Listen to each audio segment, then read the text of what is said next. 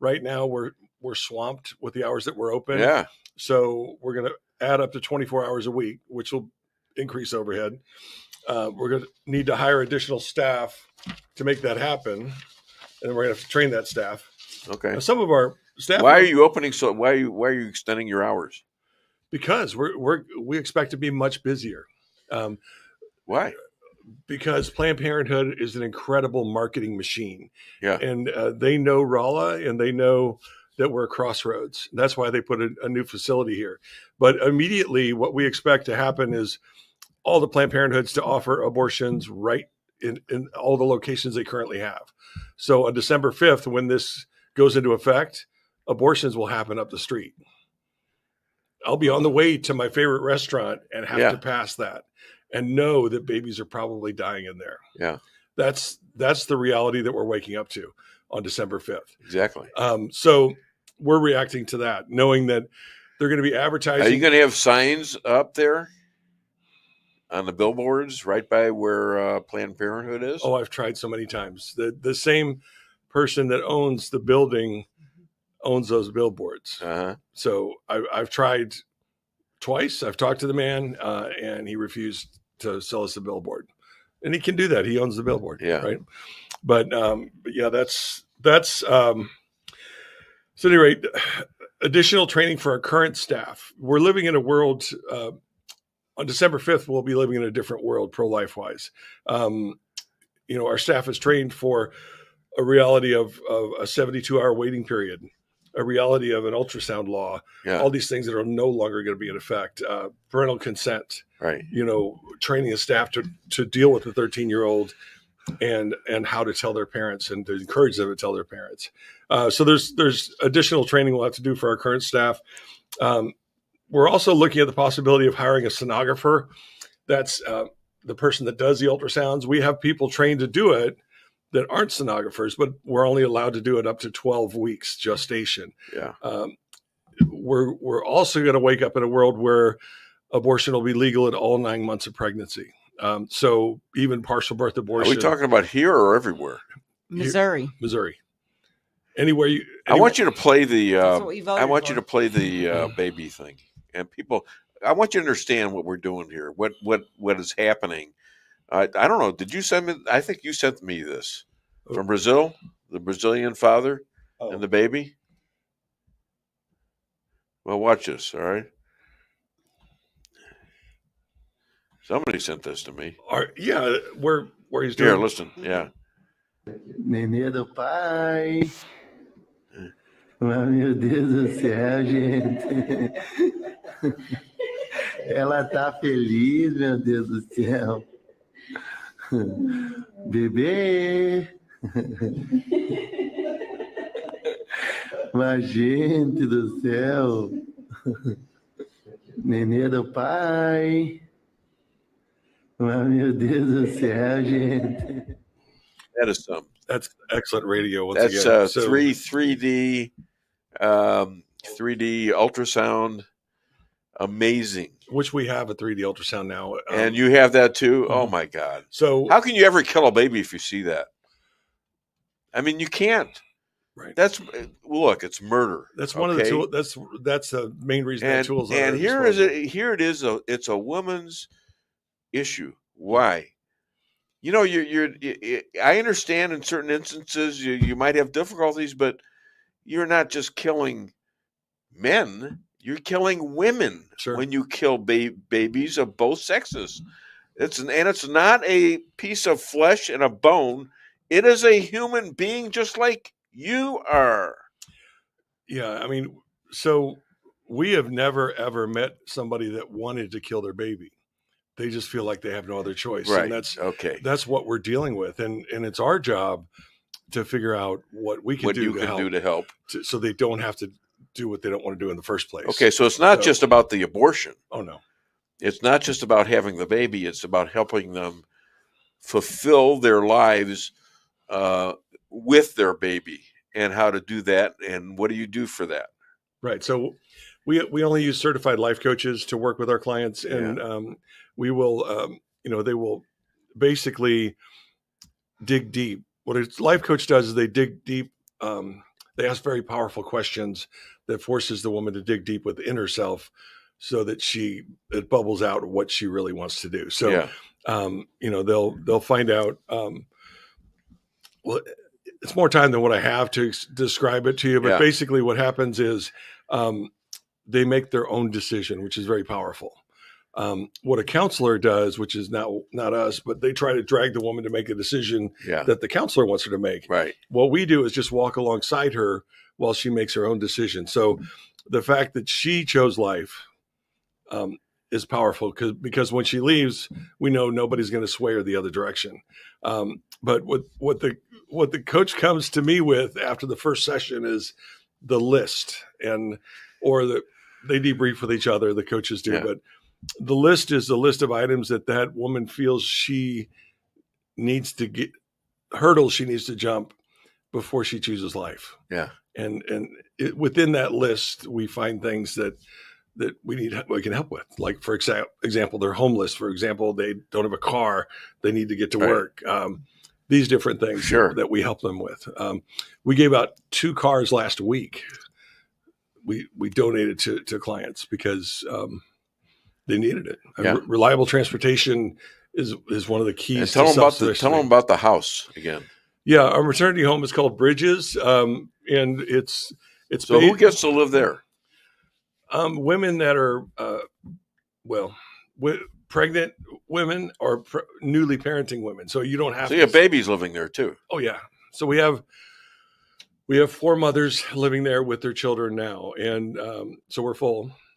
And you bought their Christmas presents. Thank you for that. The gift, that gift is tremendous. Thank you. But so our program is based on the 7 core competencies of self-sufficiency. So our goal is when they leave us, they're on their own 2 feet. They're not on food stamps. They're not on HUD housing. They're on their own and debt-free. And that's everybody that has left our program, completed our program, has done so. Yeah. 4 of our alumni are homeowners now. So they went from being homeless to being homeowners. Yeah. Which is extremely And powerful. one of them is your daughter-in-law. Yeah. who is part of your organization, right. but very independent and very she's pregnant again. Mm-hmm. She's married to your son. Yep.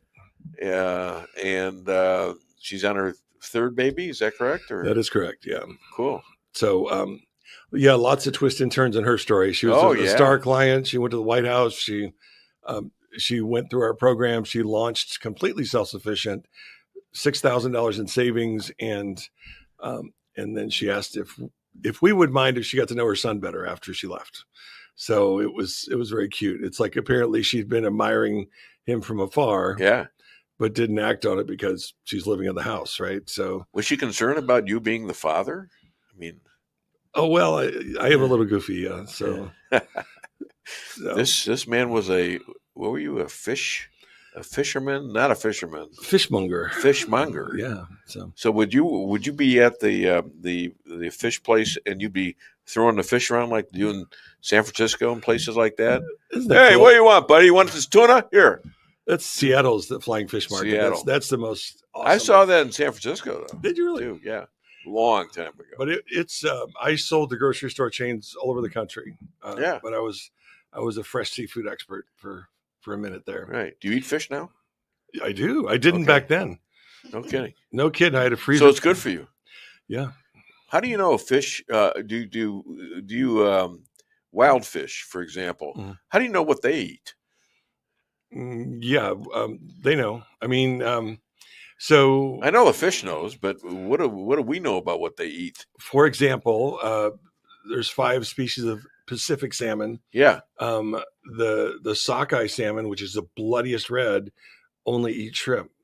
Okay. And then you go all the way down to the pink salmon, which is the lightest one, and it only eats vegetables. So it only eats seaweed and stuff like that. So it's yeah, it's whenever I am talking to an atheist, I'll bring up the story of salmon to prove to them that there is a God, because when a salmon, everybody knows when a salmon leaves the freshwater, Yeah. they go into brackish water for a year and then they go out into the ocean. Yeah. What most people don't I didn't know, know that. yeah, what most people don't know is when they go into the ocean, because they have to come back to their own stream, the stream they were born in. That's the way they're hardwired.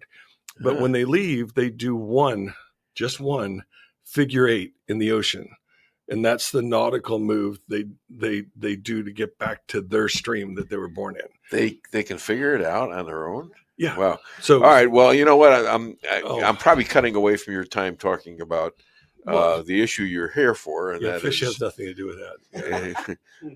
Well, sort of does maybe, but not in any sense that we can make of it. So, what else you got to tell us about abortion and how we educate women that this is an issue, but it's not so much a woman's issue; it's an issue about killing viable human beings. Right. I think as this thing rolls out, Amendment 3, and it's going to be extraordinarily hard to fight this thing and to overturn it, but it's possible. But we'll talk about that later. We're going to wake up to the realities. It's what we're going to wake up to, and we all did that when we passed the last Amendment 3 and legalized marijuana for some uses, in some cases, for some people with a prescription. Right. Blah blah blah.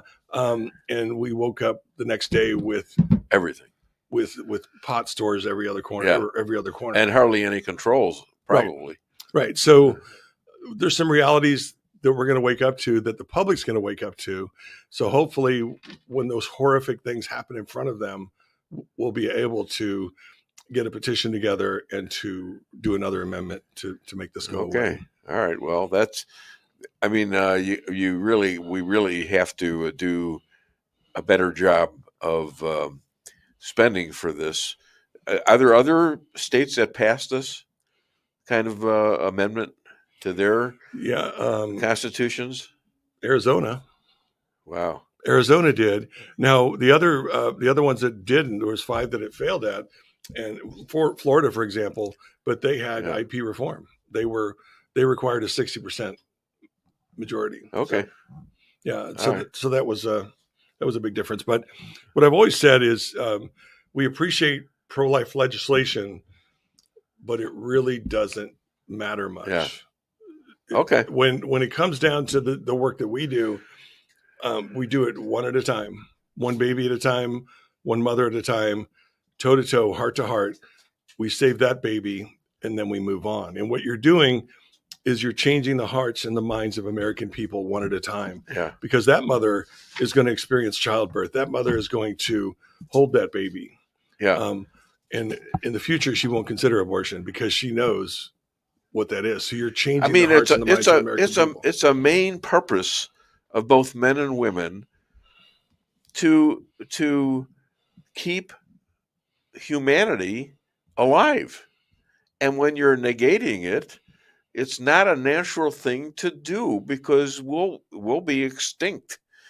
And liberals out there, especially, if you want to be extinct, keep doing what you're doing because you won't need abortions. You're just not going to have sex anymore because you hate Donald Trump. How does that make sense? Yeah.